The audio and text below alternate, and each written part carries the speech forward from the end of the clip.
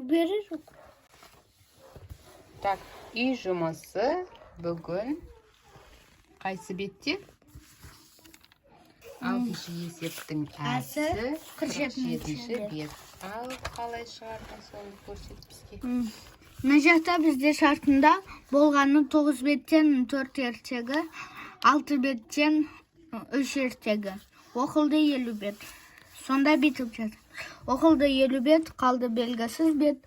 9 беттен 4 ертегі, барлығы 9 беттен 4 ертегі және 6 беттен 3 ертегі. Оқылды, е? Шешу бізде 4-ті бірінші 9-ға көбейткенде 36 болады, 6-ны 3-ке көбейткенде 18 болады, 18-ге 36-ны қосқанда 54, 54-тен 50-ді алғанда 4.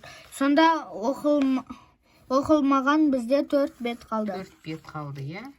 Сонымен үй жұмысы бітті, сау болыңыздар.